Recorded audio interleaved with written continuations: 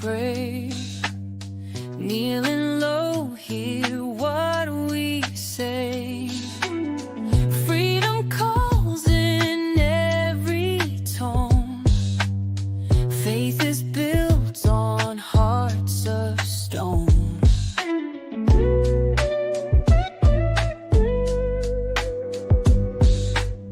Vibes so raw, can't hide the truth. Words so sharp, they cut right through. Real talk for the soul's appeal. Prayers rise up the wounds they heal. Lift our voices to the sky. A righteous perspective high. On this path we won't back down. For the Father wears the crown.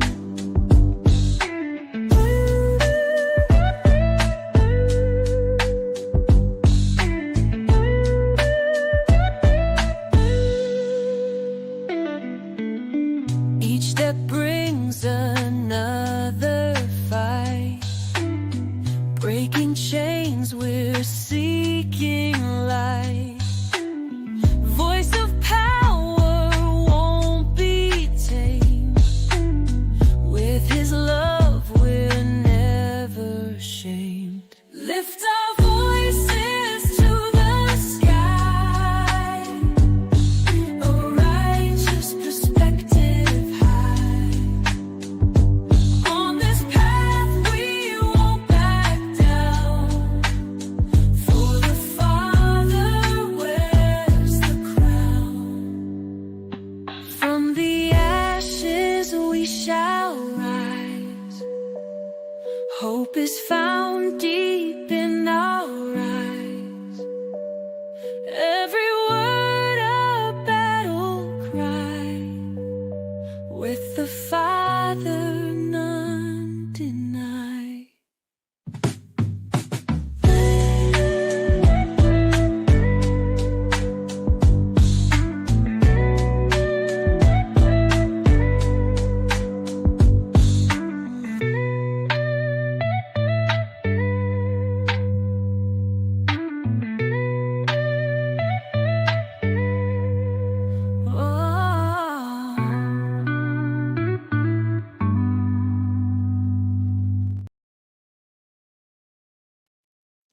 Hey, welcome back. Welcome back to the channel. It's your man Wise, and we have a great show, man. I appreciate you guys pulling up today, man. Shout out to Ed Maurer. I'm gonna be looking to the right because I got my screen over here and I got some things going on this side. Camera in the front, screen this way. What's up, T.A. Caskey? How you doing? Happy New Year to each and every one of you guys, man. This is the first live stream of the year.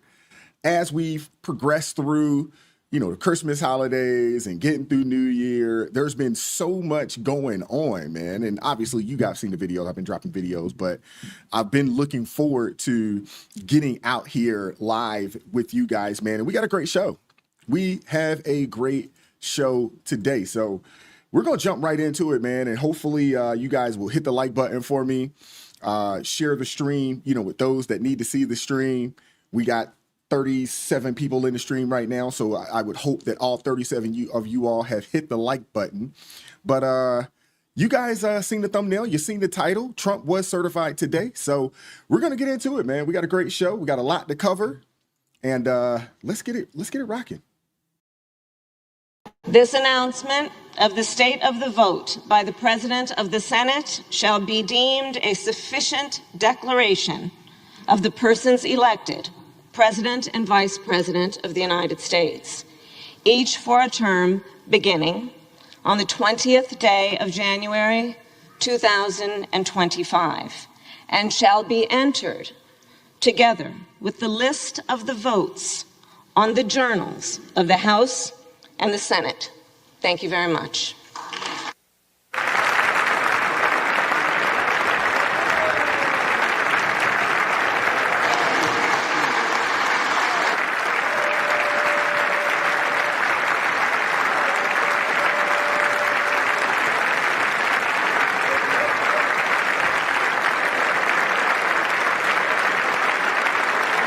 The purpose of the joint Senate having been concluded pursuant to Senate Concurrent Resolution Number 2, the 119th Congress, the chair declares this joint session dissolved. Thank you.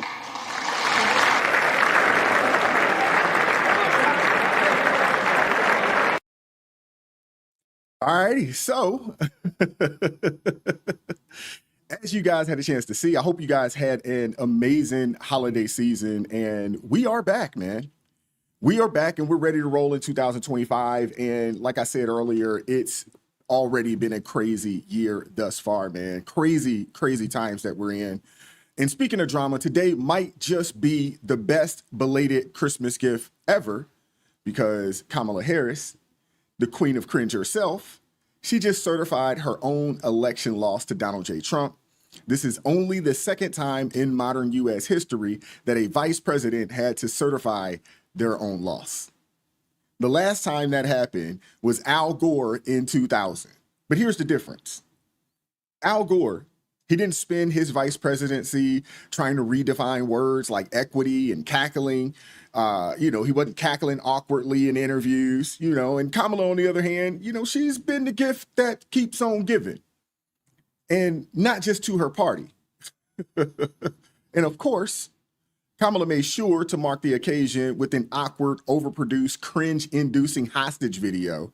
It was filled with jump cuts and forced smiles and the usual empty rhetoric about democracy.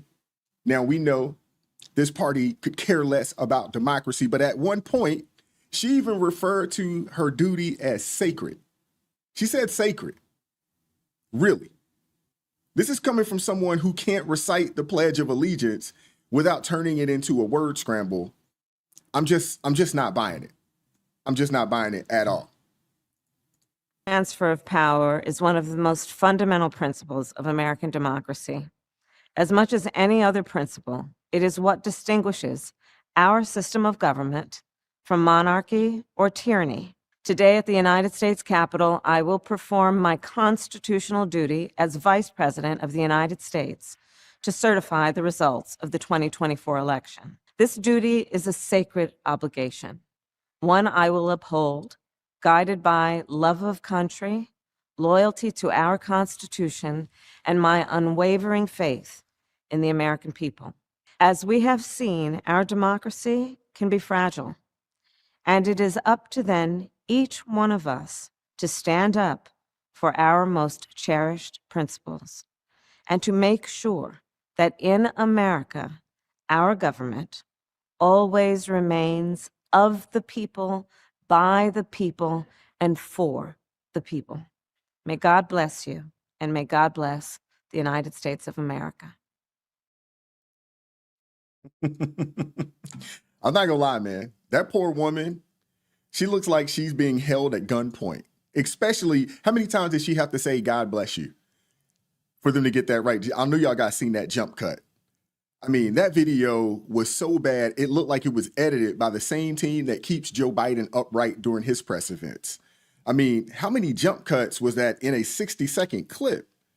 Goodness gracious, man. And let's not forget the cherry on top. Kamala certifying Trump's win as the left collectively melts down. Social media is a dumpster fire of salt, with tweets ranging from "this is an attack on democracy" to "Kamala betrayed us." I mean, this is just crazy, man. It is crazy to watch. And speaking of awkward moments, how about that husband of a newly elected senator refusing to shake her hand today? I mean, big mood, king behavior. I just didn't get it. It's like the universe is trolling her big time at this point, man. It's the craziest thing ever, man. Hi. Do you want to come here, Bruce?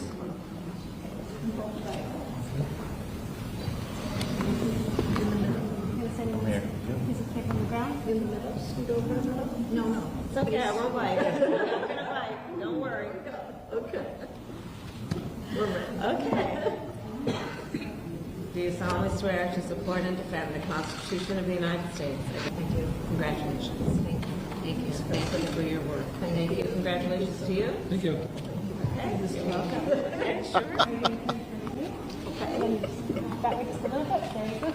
Oh my goodness. Ready? 1, 2, and 3. Hold it. Ready? 1, 2, and 3. Thank you very much. Thank you. Wow. There.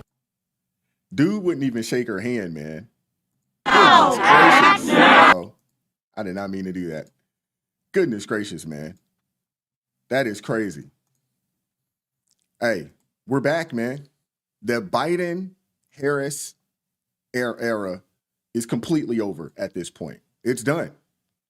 Now it's time to get things accomplished. It's time to get things done. It won't be easy fixing the mess. They're trying to sabotage us as we walk in the daggone door. Years of woke policies, unchecked spending, and leadership that cared more about pronouns than progress that's left this country in shambles. So Trump, he has his work ahead. He has his work cut out ahead of him, for sure. And while we're ready to rebuild, let's not forget what Democrats spent the last 4 years doing. They talked about protecting democracy, but their actions said otherwise. Moms at school board meetings labeled domestic terrorists, concerned citizens painted as extremists, all while they focused on virtue signaling and woke pet projects instead of addressing real issues like inflation, crime, the border crisis.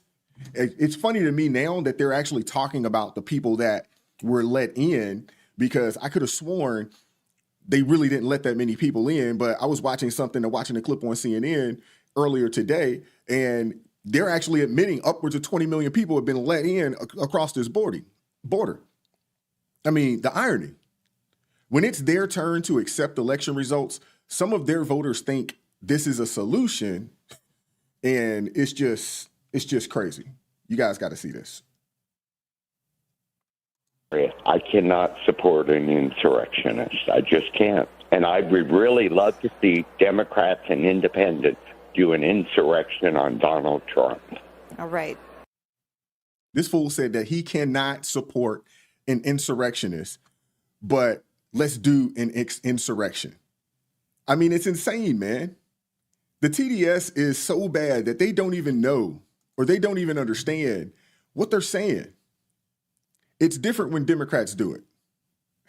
Over the weekend, a group of protesters showed up in D.C. to call on Congress to block Trump's electoral victory certification. And let's just say the gathering looked a little bit thin. You guys got to see this, man. Listen in for a bit to what these folks had to say. I mean, these people are flat out losing their minds, man. It's really freaking ridiculous. Act now! Act now! Act now! Act now! And I have to be honest, as we are being annexed, we have to tell you some of the stories that we've had. Jessica and I were, after we finished our first part of our rally on Friday in Franklin Park, we headed over to Congress, and it was getting late in the day, and we got the opportunity to go into some of our representatives' offices, and like the amount of just kind of like, you know, pushback or just almost negligence that we received. We were just, I was in disbelief, and it's a very critical time, very critical day that we could have talked with folks. So it is on your hands. The blood is on your hands, because we have been, and been here, have been, even before this time, have been putting the word out and sounding the alarm, and we need you to pay attention. And this kind of thing, no, nothing to see here. Yeah, there's a lot to see here. We know that you know. And it almost feels like it's intentional. You know that you can do this, and you are intentionally avoiding it, and so avoiding your responsibility. Yes, and so that is neglect. Yeah, but we're talking a lot negative right now. I want to just talk about the positive that is on the horizon for these lawmakers. Do they understand? Do they understand what? Ed, you're absolutely right. The mental illness is outrageous right now. Absolute heroes they would be. The kind of support that would come from this country and the world if they rise up tomorrow and object to Donald Trump's illegal presidency. Is it going to be will there be some uncertainty? Will there be some procedural chaos? Maybe. Will there be some, stochastic terroristic threats? Maybe, but that's why we have laws in place. Yes, that's right. That's why we have law enforcement. Right. All right, that's enough of that. I can't stomach to listen to much more of that right there. Goodness gracious, man, these people are crazy. And this brings me to J6, which is today, the anniversary. I mean, that was quite a day. I remember watching that situation online. One of my friends called me and was like, dude, you got to see what's going on at the Capitol. And I remember just sitting back in this very room watching what was unfolding right before our eyes. And I'm sure so many of you guys had a chance to sit back and watch it. I know some people that was actually there, did not go inside the Capitol, so they are out free, but they were there. And I'm not going to get into the backstories and some of the things that I heard just from people that I know that were there that day.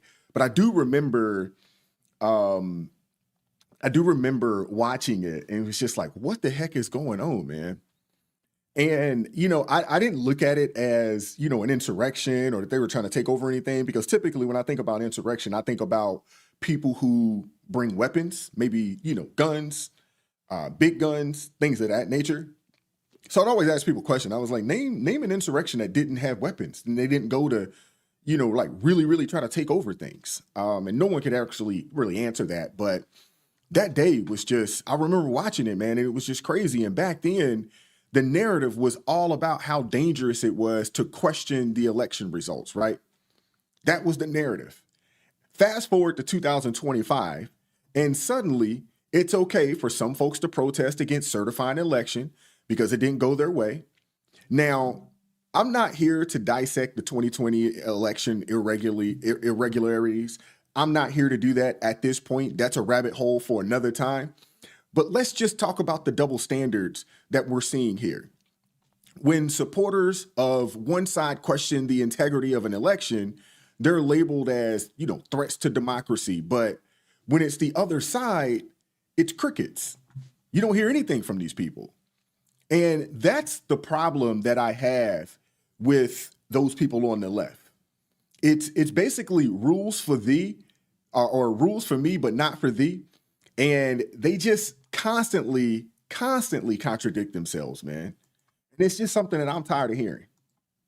Find moral clarity, you know, in this country. And I just remember after January 6th, you had someone like Mitch McConnell placing the blame on January 6th where it belonged, squarely on Donald Trump's shoulders. Mm-hmm. And then you started seeing people backtrack that and losing their moral center. You had Condoleezza Rice, I believe, on this very show saying, you know, we need to move on from January 6th. Mm-hmm. I say no.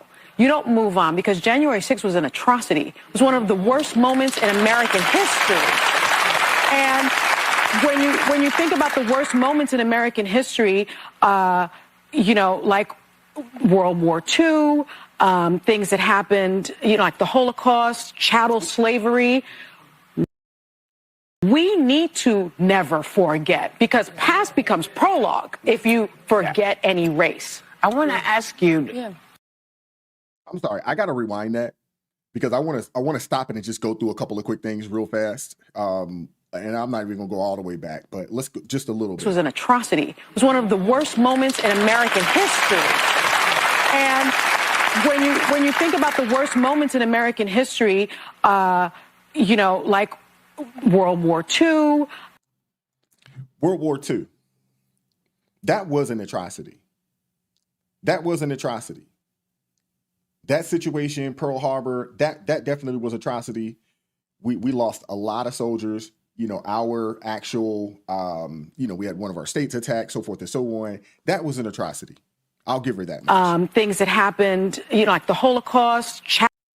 Now, the Holocaust. Last time I checked, the Holocaust did not happen in the United States. We were not perpetrators of the Holocaust. The last time I checked. What is this lady talking about, man? Chattel slavery. We need to never forget, because past becomes prologue if you forget. And this lady is a complete moron. I'll give her chattel slavery.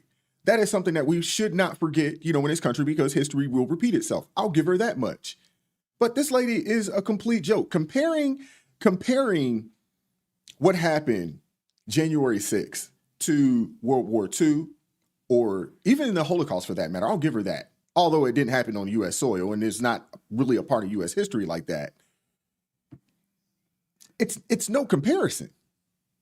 I mean, these women, goodness gracious, man, they are the gift that keeps on giving. But Sunny Hostin, in her infinite wisdom, compared J6 to the Holocaust. I mean, really, the Holocaust, where 6 million Jews were systematically killed, and you compared the situation at J6 to that? That is being disrespectful to the people that perished during the Holocaust. That is flat out ridiculous. And I thought, Kamala Harris, I mean, the 9/11 comparison was off the rails. It definitely was.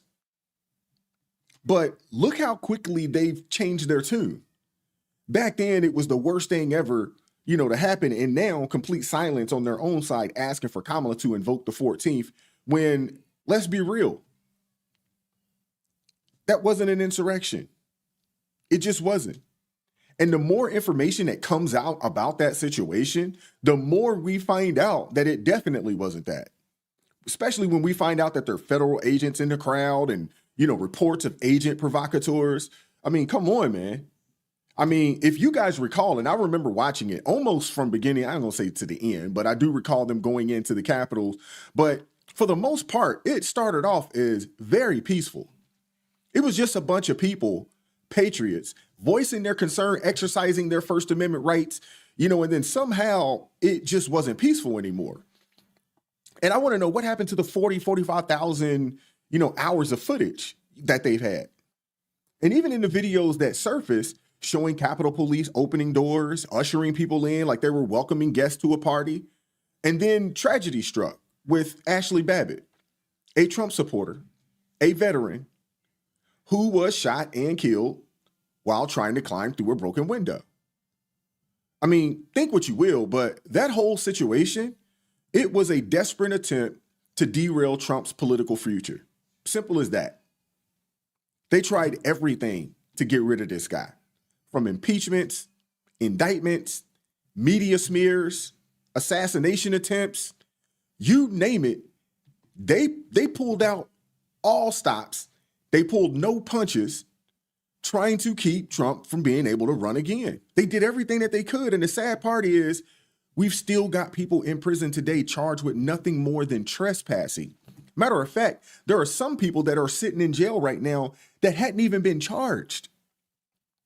Not to mention Pelosi on video saying she messed up by not having or turning down the National Guard and all these folks.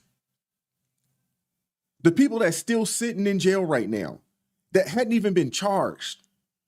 No speedy trial, no due process, just left to rot because they were in the wrong place at the wrong time, or so the narrative goes. But honestly, today's a great day. Today is a great day because despite everything that they threw at this man, he still won. We still won. America won. And they still can't figure out why that is. They're still stuck on the whole J6 narrative. How can people vote for an insurrectionist? I mean, come on, man. It's ridiculous. We're going to check out MSDNC's Joe Scarborough scratching his head about how dare Trump win? How dare the American people vote for him despite J6? It's completely, we know everything that we know all that we need to know about this crazy guy. This remains an evenly divided country, and no one, to paraphrase William F. Buckley, no one is held hostage to the results of the last election, other than what the Constitution tells us. And so we are still a divided nation. And yes, Donald Trump won despite January 6th, but that half the nation was okay with that. Half the nation not okay with that. The debate continues in full. The people spoke, man. The people spoke. This dude, you know, he can whine all he wants. They thought J6 was the end of Trump. They thought it was the end of MAGA. And 4 years later, here we are. 4 years later, here we are. Their narrative destroyed and their credibility in ruins. No one believes mainstream media. No one's listening to those guys. I know you guys seen the clip with Don Lemon and that brother out in the streets. And Don Lemon was like, oh, yeah, the sources, cite the sources. And they was like, we don't trust these people. Nobody's checking for them and believing anything that they have to say. Matter of fact, if they say it, we're more likely to not believe it. We're more likely to believe that these people are lying to us if it comes from an MSNBC or CNN or whatever other mainstream, legacy media outlet out there. And the crazy thing is that these folks will never be able to admit their lies, the hoaxes, the propaganda. They'll never admit that it didn't work. They will never admit that it didn't work as planned. But, the longer it takes for them to digest their failure, the more damage they do to their party, to legacy media, and it's a good thing. They deserve to keep losing. They deserve to keep losing if they don't start trying to figure out why they became so out of touch with the American people. And James Carville, who I'm not a fan of, but he was actually on CNN a few days ago speaking facts. That's shocking. I know it is, because that dude is out there. But at least some folks on the left are starting to wake up and going, maybe making this whole thing up about Trump wasn't the brightest idea that we thought it was. Maybe instead of focusing on Orange Man Bad, we should address the actual issues that Americans care about. Maybe. Now, we know that that's too much like right, but at least there are some people starting to come to their senses of some sort. Well, first of all, I totally agree with that person. It's very depressing. But if you're doing political strategy, if you have an airplane crash, you got to go back and find out what went wrong. You don't say, well, let's just forget about it and move on. No, was the flap set in the right setting, or, was there something that the pilot didn't pay attention to? I don't know, but it is sort of depressing. But, Michael, there's a simple basic rule of politics is voters want an election about them. They don't want an election about you or your opponent. And for too much, we lost that. I lost it myself. We made it about Trump, and we didn't make it about voters. And it's never a good idea. And how could I, at 80 years old, been doing this for 50 years, lapse into that level of stupidity? I got to ask myself. But I think we did. And, let's learn from this. It's a disaster. I agree. It's depressing. But to have an event like this and not learn from it, I think is the biggest mistake we can make. Now, ask yourself, are they going to learn from this? That's the $1 million question right there. Are they going to learn from this? I highly doubt it. I mean, Biden, the Democrats, they just gave medals to Soros. They gave medals to George Soros. So I'm not convinced that they're ever going to learn. But here's the thing. They couldn't really run on the issues. They couldn't. So Trump bad was the only recourse they had, because the Democrat Party stood with open borders. They stood with terrorists. They stood with, pregnancy terminations with no restrictions. They stood with, the terrorists, the people, burning American flags. I mean, when you think about the things that the Democrat Party stands for, I don't know if you guys saw this, but they just had a vote in Congress recently where they were saying that anybody that gets caught, convicted of a crime on children, should they be deported, 158 Democrats voted no. So I don't think they've learned their lesson. I don't think they are going to learn their lesson. And this election became one about the people, in which the people voted overwhelmingly for values and morals and against normalizing everything that is un-American. That's what the Democrats did, and the people stood up against it. At the end of the day, though, let them keep crying. Because to be honest, watching the leftist reactions to Trump winning, it's definitely, a top 5, favorite thing, about this landslide and, about this situation today. It is. But speaking of epic meltdowns, there's another one brewing.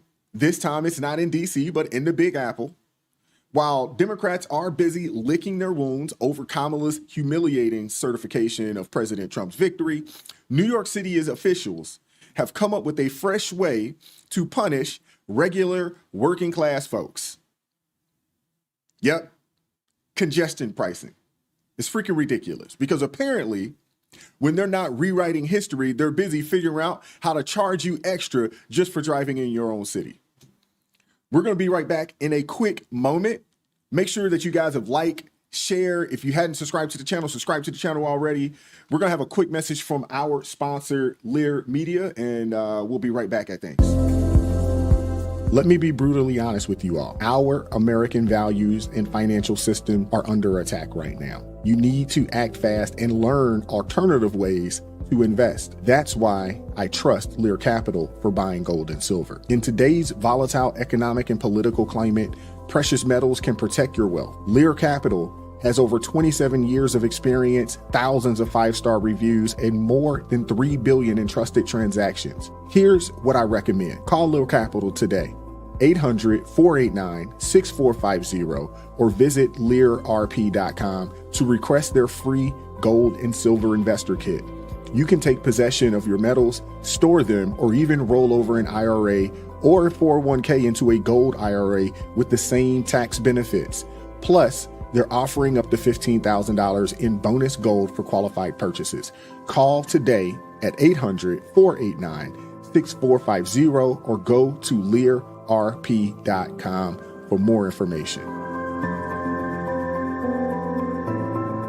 For a major city in the U.S. Starting this morning, drivers are going to have to pay extra if they go into the busiest part of Manhattan. ABC's Phil Lipoff has more on this. Good morning, Phil. A lot of people talking about this. Just what drivers want to hear, Gio. Good morning to you. New York City's Transportation Authority says congestion pricing is not only crucial for breaking through all that gridlock in this city, but for future investments in the city's all-important transit system. Still, some see it as an additional fee, a tax, even unfair.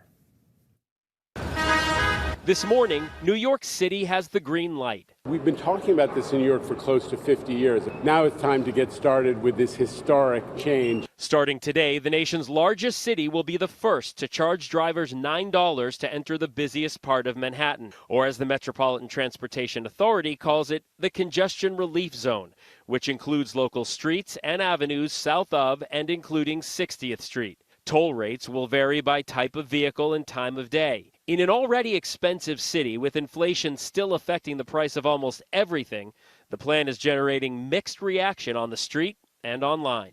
Feel like it's a lot. A new program's coming to New York, and it could completely transform the city. Not only is it going to be $9, but in 3 years, 2028, it's going up again. After months of delay, lawsuits, and a lower price point than the original $15 suggestion, New York's Governor Kathy Hochul getting federal approval, citing environmental concerns, traffic reduction, and money needed for the MTA. The new toll is expected to reduce the amount of cars in the city by 80,000 and collect billions for transit improvements. New York is not the only one taking on congestion pricing. Several cities, Washington and San Francisco, have looked at it as well. Cities across Europe already on board. London, Milan, Stockholm already have similar plans in place. Former New Yorker and President-elect Trump, whose Trump Tower penthouse is in the congestion pricing zone, has already said he strongly disagrees with Governor Hochul's decision, calling it, we'll quote this for you, the most regressive tax known to womankind. The MTA will phase this toll structure in over 6 years, so by 2031, it will cost drivers $15 to enter the zone. Okay. And isn't our new office moving into the charge zone? That's exactly what it is. All right. I'll make a note of that. Start saving. Phil, thank you so much. Appreciate it. Hey, man. This is so insane, man. I mean, it already costs an arm and 2 legs to live in New York, thanks to Democrat policies. But Don't you guys worry. It's only going to get worse. And I know I keep talking about this, but I think it's important to talk about Democrats running these major cities into the ground with policies that hurt the very working folks that they claim to champion. What we've found out is that the Democrat Party is not the party of the working class. They could care less. They could care less about you. The trouble is they never truly think things all the way through before implementing new ideas.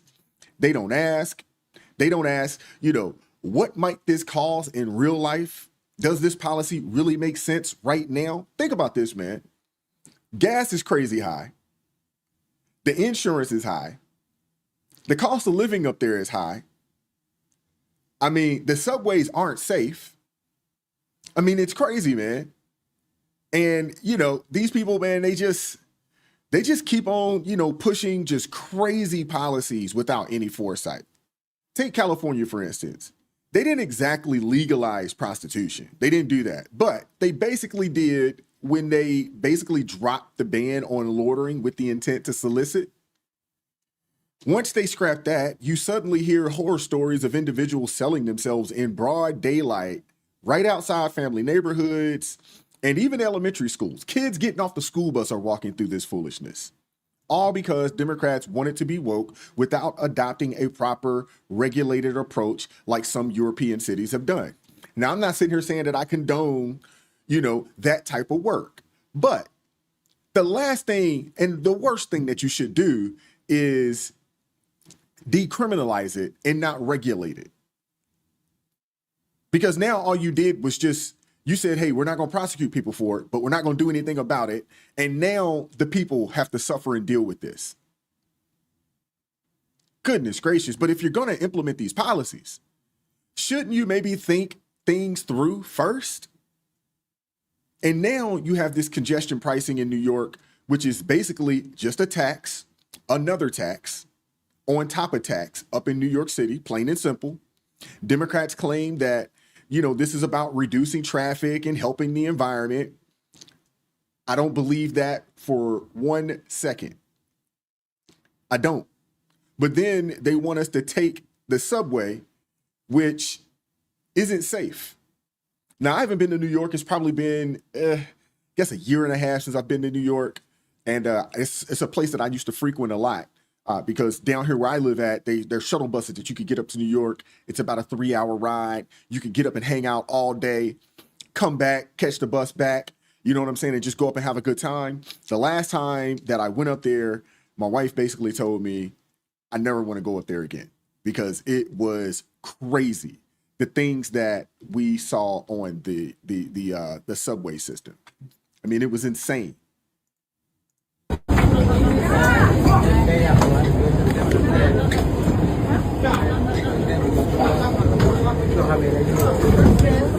This is 86th Street. Transfer to the M86 Select Bus Service. That's enough of that. That's the craziness going on in New York. And EDH, you're absolutely right. I used to ride the metro down in DC on a day-to-day basis, going back and forth to work, and you would see some crazy things on there as well. I'm a book reader, so I would always read a book, but I had seen people with phones, tablets, getting them snatched while they're on the train. I've seen it. It's crazy. So, yeah. So New York State and city officials are encouraging people to take the subway to reduce traffic. And then this is the state of the subway because of their policies. And when you fight back or try to protect yourself, you're going straight to jail. Simple as that. And if you're a daily rider, this is normal. This is just part of your, normal life. This is what you're going to see there. And with fares going up, because it is expensive to ride the New York City Metro nowadays, fares are going up. You'd think that some of that money would go into making the system safer. They got a lot of cameras and stuff like that, but not a lot of police down there. So even, they might be able to see it, but they can't do much about it. So riding the train, basically it's a daily gamble for those folks up there, hoping that you don't end up in a violent encounter. And the amount of people that's on the trains right now with, mental health issues, they get on there and just tweak out, freak out. I mean, it's crazy. I got a chance to see it with my own eyes. I can't describe some of the crazy things that we saw on the train. And we wasn't up there but about 4 days. You know, we did kind of a long weekend, and every day that we were on the train and multiple times that we were on the train, we observed some foolishness, some crazy foolishness. But that's where we are. That's where we are right now. In New York City, they have a regressive tax that punishes lower income earners, forcing them into subway systems riddled with crime. Either you pay a hefty fee to drive in, or you risk your safety underground. Even New York Fire Department is concerned because, well, it puts their members in a tough spot. They can't drive in without paying more, and public transport for them isn't always practical. Here's a union rep explaining how inconvenient and dangerous this policy is for their staffing. I mean, it's just so ridiculous. It's pretty obvious that the people that put this in place, Kathy Hochul and you know, her cronies, they didn't think about this. They didn't think this thing all the way through. Sad day for public safety for the New York City Fire Department. We have a very unique situation in which our members have utilized their vehicles in the past to transport their gear to arrive prior to the start of the tour, so there is no break in service. It allows not only better management, but better continuity. Unfortunately, we're now telling those same members not to bring their car into the business district. We're actually incurring a larger cost on one civil servant over another. So in response to that, the members have chose not to take their vehicle in. They've chose to take public transportation. Unfortunately, now their personal vehicles, which once backfilled the staffing needs of the department, are no longer available. Giving less than only 30 days notice from the time of this implementation, we can obviously see that the department did not have the ability to purchase vans to increase staffing in order to meet this need.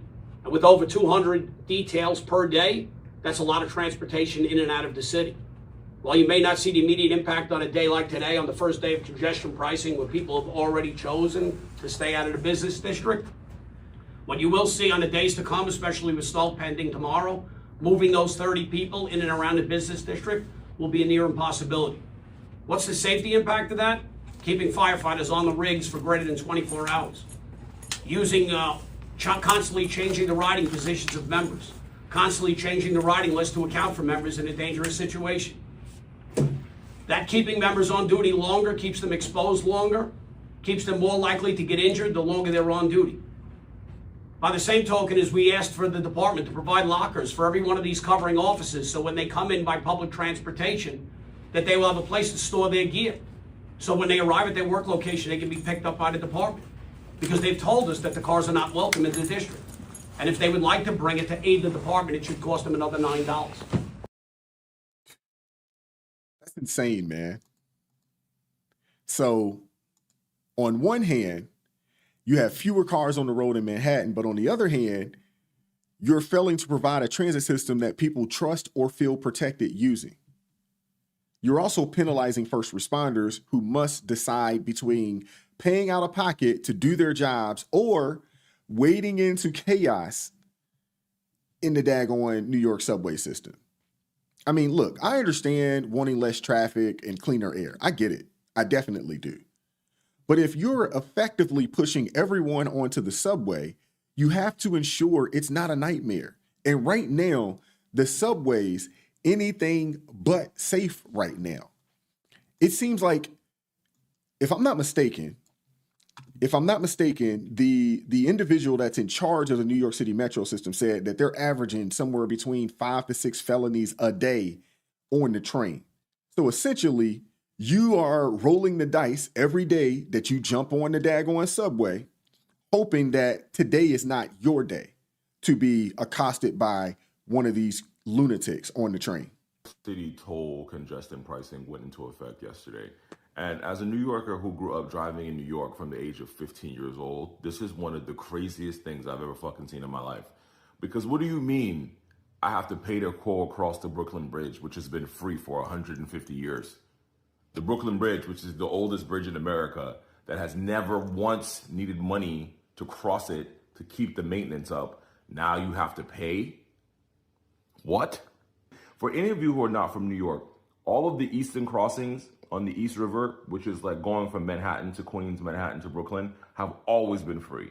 The only thing that was never free was the Midtown Tunnel. All of these bridges were free, literally for the last 100 years. Now all of a sudden people have to pay? Honestly, I barely go to Manhattan when I'm in the city, when I go back home. I barely leave Brooklyn, but when I do, I always take an Uber. Now I'm gonna have to pay a toll in an Uber to go to Manhattan? Miss me. I hope y'all figure that shit out. I'm not going to Manhattan when I go to New York now. This shit is nuts. This is crazy, because what do you mean the Brooklyn Bridge is free? What do you mean? And you wonder why people are moving out of this daggone city and out of this state. There's a lot of people that they're not necessarily moving out the state. They're moving upstate. They're getting away from New York City. You know, but this guy right here, man, he's on point. I mean, this situation is absolutely crazy. Because let's be clear about something. Those who can't afford to pay the congestion fee, they won't stop driving. It's the regular people who will have to endure the subway's dangers. That's how it often goes with the Democrat policies. They claim to help everyday workers, but they end up actually hurting them while benefiting the wealthy. You know who else is benefiting from this? You know who else has benefited from this situation? It turns out that the ride-sharing companies like Uber and Lyft, they lobbied for this.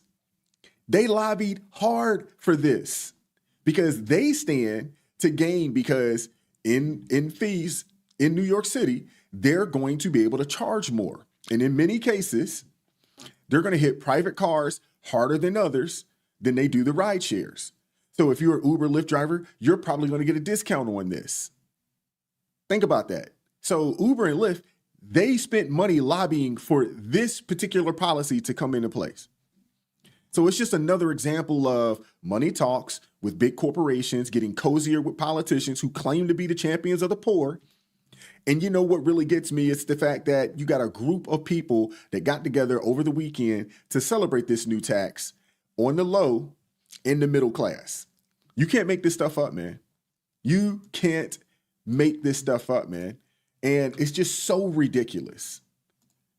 It's so ridiculous, man. And you wonder why companies are fleeing the daggone city of New York. You wonder why people that got money are fleeing the city of New York. Ready, here we go. 5, 4, 3, 2, 1.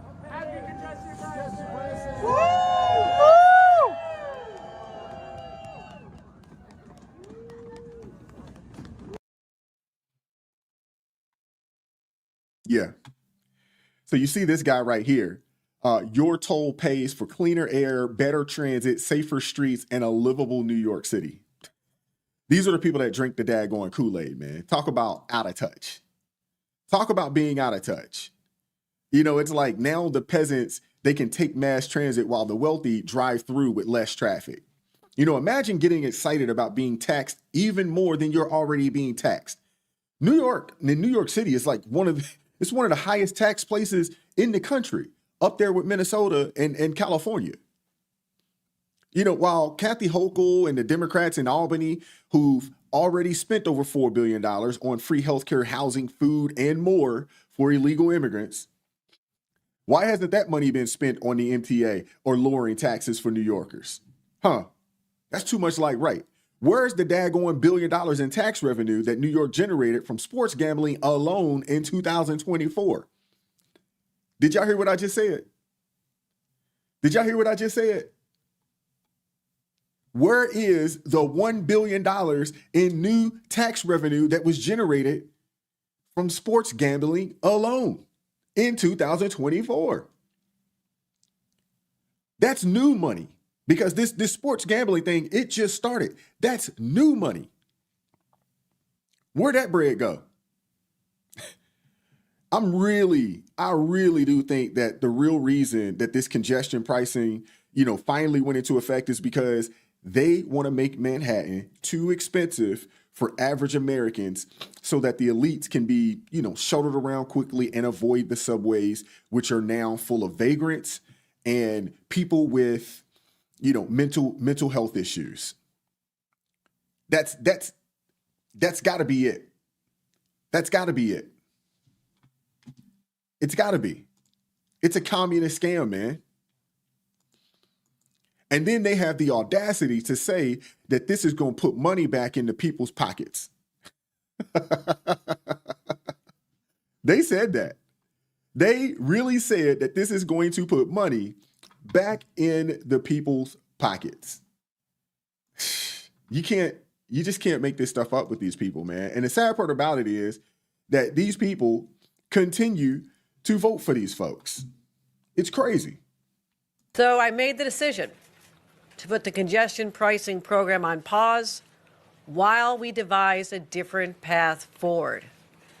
State law requires that congestion pricing simultaneously raise money for the MTA and drive down traffic congestion. These are important priorities. But I believe that no New Yorker should have to pay a penny more than absolutely necessary to achieve these goals. And $15 was too much. And I'm proud to announce we have found a path to fund the MTA, reduce congestion, and keep millions of dollars in the pockets of our commuters. Under this plan, the MTA will implement a congestion pricing plan with a reduced daytime toll of $9 beginning in January. You heard that correctly. It was $15 before, and now it is $9. That is a 40% reduction. This lower toll will save daily commuters nearly $1,500 annually. And that kind of money makes a big difference for our families. They think we're stupid, yo. So they wanted 15. It dropped it down to 9. They tell you, oh, by the way, you're going to save $1,500, but you were never paying for it. So it's just a loss. $15 was too much, but the crazy thing is that it'll go up to $15 anyway within 6 years. Make it make sense, man. Make it make sense. The gaslighting that Hochul's administration does, to their own citizens is wild. But expect even more people to leave New York because nothing drives people away from their home state like Democrats do. People are fleeing. If I'm not mistaken, there was over 150 some odd businesses that had already left New York. That's thousands of jobs, thousands or millions of dollars in tax revenue gone. You would assume that more is coming. It's a state that at this point, man, you can't even go and visit. And if you guys recall, I believe it was maybe Letitia James or somebody along those lines that was talking about they make all their money, in tourism and things of that nature. There's a lot of money being made in tourism, but why would you go to New York right now to tour anything? It's not safe. And let's call it like it is, man. This wouldn't even be necessary if billions were not wasted on illegals. Let's just call it what it is, man. These people really think that reducing an unnecessary tax counts as generosity. They really think that reducing an unnecessary tax counts as some form of generosity. Hey, we were going to charge y'all 15 off the rip. We're going to save you $1,500. We're only going to charge you 9 now when it didn't cost you anything beforehand. But in the end, the message is very clear. Everyday folks, especially lower income earners, we don't care about you. They don't care. So once again, we see how out of step and out of touch Democrat policies can be. It's just cash grabs disguised as social goods, putting the working class in dangerous situations just to pad corporate profits. And if you think it ends there, think again. The plan is to expand this regressive tax uptown and into the outer boroughs. You wait until it seeps into Brooklyn, Harlem, Long Island, and the rest of the daggone boroughs in New York City. You wait. It's coming. You know it's coming. This is the test. This is the test to see if the people will get on board with it. But it's coming. So Will this congestion pricing actually do what it's supposed to do? Honestly, I'm not sure. It may, but it's going to send people running to states like Florida and other southern states. It's going to have people fleeing the city of New York and the state of New York. And I guess that right there in itself, it'll mean faster commutes for the rich who don't even notice the $9 while making everything much more expensive for the rest of the folks there, which I guess, it keeps a long-standing tradition along liberals of always screwing over the working class. In city after city, Democratic leadership has turned public spaces into hotbeds of crime and disarray, with homeless encampments on the sidewalks, rampant drug use in broad daylight, and everyday citizens left feeling trapped or terrified, or both. And the real kicker is that these same politicians, like Hochul, they keep patting themselves on the back when the average person, especially those in lower income neighborhoods, end up bearing the brunt of it all. And that's the harsh truth. That's the harsh truth. Democrats have run these cities for decades, yet we keep seeing the same cycle of higher taxes, more crime, and fewer opportunities for the folks who need them most. But you get what you vote for. Elections have consequences, and you get what you vote for. And, with this whole thing, and even, some of the folks on the left seem to be pissed, with this congestion tax, there's a lot who are for it. There's a lot out there that really like this particular tax, as you guys see with the dude holding up his little orange sign. Maybe New York will turn red faster than expected, but honestly, I don't think so. But only time will tell. This situation is crazy. There's no way you could pay me to live in New York City. There's just no way. And I'm kind of, I guess I'm here. I guess this is considered the Mid-Atlantic, somewhat Northeast. We're somewhat. But I'm trying to get up from out of here. It's too daggone cold, man. Those of y'all on the East Coast, y'all know what time it is, man. We got hit hard with snow, and I'm tired of it. But this situation, it is flat out ridiculous, man. And I feel sorry for the people in New York, but to an extent, I kind of don't, because they voted for this. They voted for this foolishness. And they vote for the politicians that consistently hurt them. Think about AOC. She got voted in again. She was voted in again after turning down 25,000 jobs from Amazon and probably another 25 to 30,000 jobs in companies that would have done business with Amazon. I mean, it's just flat out ridiculous, man. These people are a disgrace. They really are. And Sonia, you're absolutely right. It is a disgrace. She says here, I'm gonna throw you up here too. I want to see this. Always the blacks and Hispanics suffering, and some people are just getting by. And you're absolutely right. But the Hispanics, at least this time around, they decided to, go and vote at somewhere in a 50% clips. Black folks are still supporting the Democrat Party, in numbers that just don't make sense for their communities. It's just ridiculous. And to be honest with you, they still ain't woke up. I didn't cover the story, but do y'all not see the vitriol that Mississippi Valley State is getting for choosing to accept the invite from President Trump to come up and play in the inauguration next weekend or the weekend after next? Do y'all not see the vitriol that they're getting? The hate that they're getting from their own people? This is an excellent opportunity for them. Excellent opportunity for them. And you have black folks coming out the woodworks telling them that they shouldn't do it. It's just ridiculous, man. It's so ridiculous. But yeah, man, I appreciate you guys rocking with me tonight.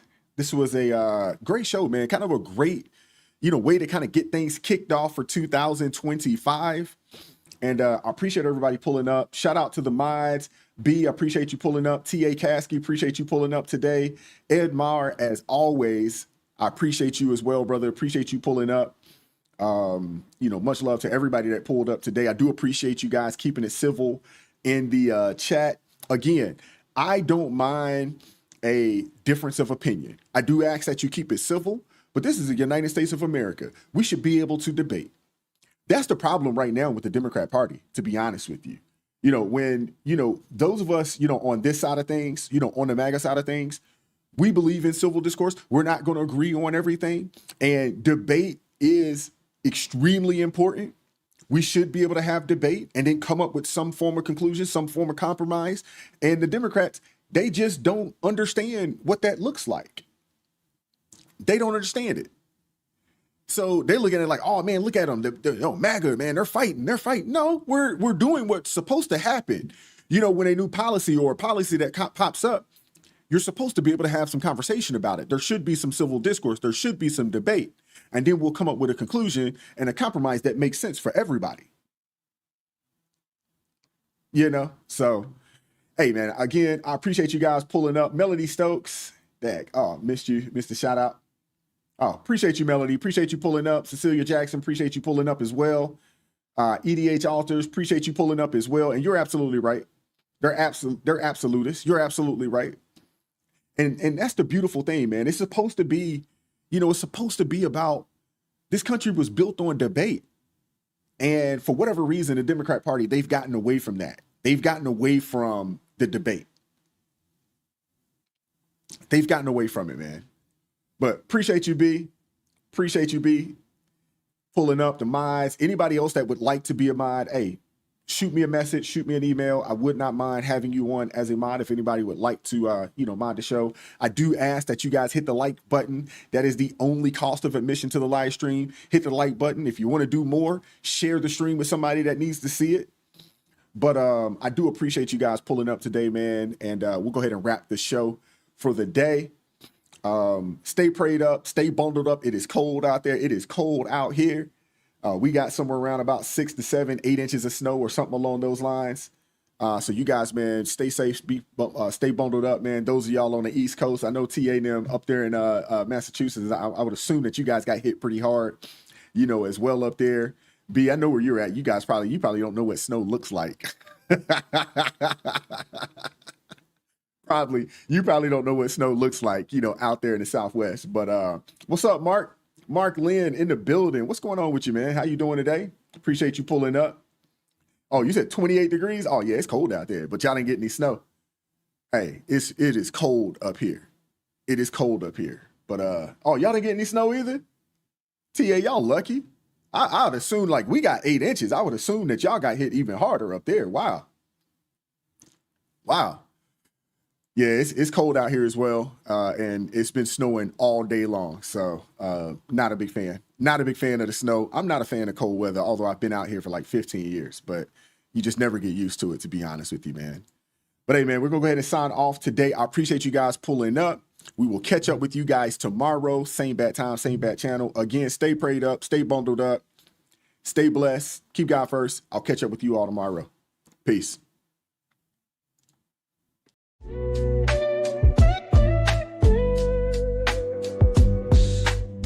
Vibes so raw, can't hide the truth.